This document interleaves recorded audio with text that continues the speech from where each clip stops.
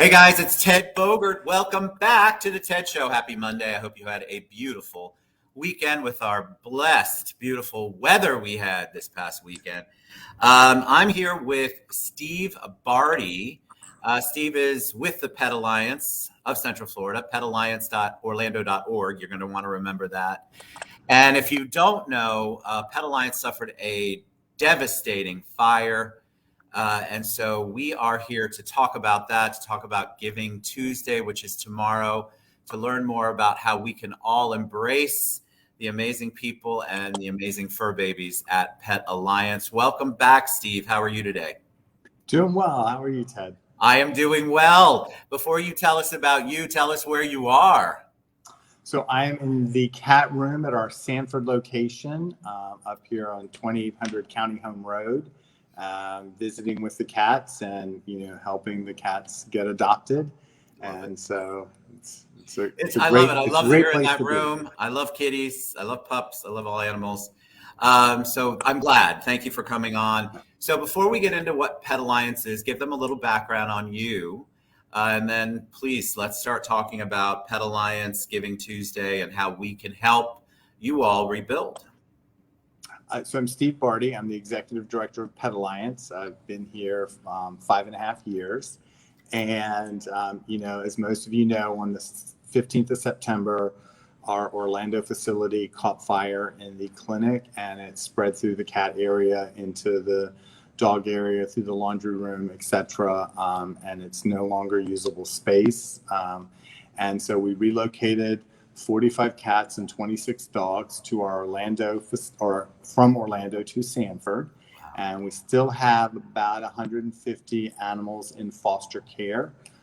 So we have about 70 up and around here, and then about 150 right now in foster care. I mean, the pictures, the fire, I was devastated, and so many other people were too. Tell them what Pet Alliance does, and then let's talk about Giving Tuesday, because I think there's a lot of people who may have heard of Pet Alliance, but they don't exactly know what you all do and how it works. So give us a little 411.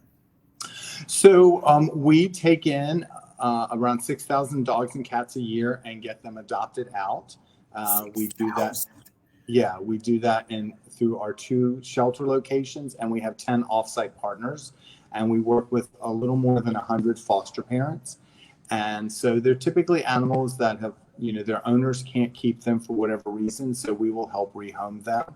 We do also transfer from shelters that may otherwise euthanize a healthy dog or cat. So we will bring them into our facilities. Just days before the fire, we coordinated 12 shelters, bringing in 248 dogs and cats from Louisiana to Florida. So they all met at our location in Orlando, and we got all of those dogs and cats into their new shelters so they could be adopted. So we do, a lot of that. We operate a couple of veterinary clinics, low-cost spay-neuter clinics, vaccine clinics. We have a large trap-neuter return program in that we go into areas with lots of free-roaming cats, and we collect them, we alter them, and then we return them. We also provide meals to about 135 pets whose owners are on Meals on Wheels. We've done that for many, many years. And we have a program. We work with people that are in a crisis situation. Ironically, some like people that may have experienced a house fire, we will take in their pet until they can get resituated. So we have a variety of programs. And, and between our clinics last year saw nearly 30,000 patients. 30,000? Yeah. So we're pretty spread out among the 3 counties, Orange, Osceola, Seminole. And, this kind of was a gut punch. Oh my God, it was heartbreaking. We've had a lot of comments and a lot of love about the organization and how heartbroken people were, because you just see that and you think, oh my, and we know how much we love our fur babies and our pets. And I know that you all, obviously, because you lost We lost some in the fire, and it just We that's did. such a devastating We did. We feeling. had 17 cats that passed due to smoke inhalation. And so that was, unfortunately, the cat room was very close to where the fire started. And that was the hardest part of the building for the firefighters to get into. But they helped us save 45 cats. Beautiful. And we appreciate the sheriff's office, the firefighters, Orange County Animal Services going into a burning building and getting animals out. I mean, these men and women literally risked their lives to help us get as many dogs and cats out as we could. We definitely want to send them shout out and love, because that is a big deal. And I know that they all banded to do that, which is really cool. They all have a heart for what you do. So now it happens that tomorrow, so we wanted to find a way to figure out how to let people know about your giving campaign. And of course, tomorrow is Giving Tuesday. So tell us a little bit about that. And then let's talk about how people can get involved and help out. So we started Giving Tuesday last year during the pandemic. It's right around our birthday. So our birthday is really Wednesday. We'll be 84. Wow. And so, we thought it's just it was a great way during the pandemic to kind of shift some of our focus, do a giving day. So we planned another one this year. And, it was all in the works, and then everything happened. So tomorrow, there's going to be a lot of features on WFTV. They're our media partner, and Stanley Steamer. So we'll have like a live puppy cam with some of the puppies that we're working with. I love that. And a lot of it's also going to be a thank you day, thanking all the people that have already given. We obviously had to rework the videos last week and stuff like that. But we want to acknowledge all the people that have already given, particularly in the last couple of weeks. But still, we just decided to still do Giving Day. Obviously, we're going to need money to rebuild our facility. Fortunately for us, we had started that process a couple years ago. So we already have land identified not far from where our facility currently is in Orlando. But now it's about raising the funds to build that building. So what's the best way? We've got the website scrolling across. Is that the best way that people can find out more information? And I'm sure there's a donate button right there somewhere on the website.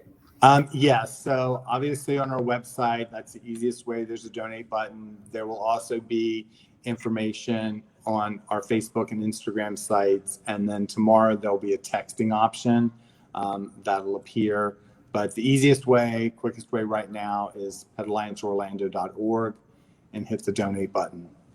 Beautiful. Facebook is not charging any fees for anything done on Facebook. So we appreciate any donations through you. So many people have created Facebook donation pages. It's been overwhelming, and all the community support. I mean, we've had a tattoo parlor and bars and restaurants and CrossFit gyms, all create these, individual giving opportunities. And it's really lifted our souls. That's amazing, because people really love you all, and they love what you do, and they know how amazing you are and the animals that you take in. You love on them. There's just so much positive about what Pet Alliance does. And so we all felt it when the fire happened. We all felt devastated and heartbroken. And I remember people were, because it wasn't that long ago, 2 weeks-ish, and people started reaching out to me. Are you going to do something for Pet Alliance on the show? Like, people really do want to figure out how to best give back to you. Yeah, and suspend any physical donations. We have so much food. We had a couple of businesses step up and give us warehouse space to store it. We will be working with a lot of our rescue partners and giving them some of the food, because we just have so much that we can't use it all. So part of our Giving Day is also about giving back to those rescues that support us and those groups as well. So we're trying to just, take a look at all aspects and say, hey, we really appreciate it. Moving forward, you'll see specific requests about specific things we need, and it'll just be easier. And then in a few months from now, we'll probably do a food request. But right now, we really don't need any more food. I think that's a good problem to have. I love that you will always give back. I love that you help support the other organizations in town. All right, one last time, tell us the best way to donate and to give back. Where do they go? PetAllianceOrlando.org and hit the donate button. It's pretty easy. Even my 82-year-old mom can do it. All right, Steve Bardy, it is always a pleasure to have you on. Interesting circumstances, but I appreciate all that you guys do, you and your team. And you guys want to get involved, you've reached out to me, so go to PetAllianceOrlando.org. Let's give back in the way that they need it right now. And we will continue to follow this and support. Giving Tuesday is tomorrow.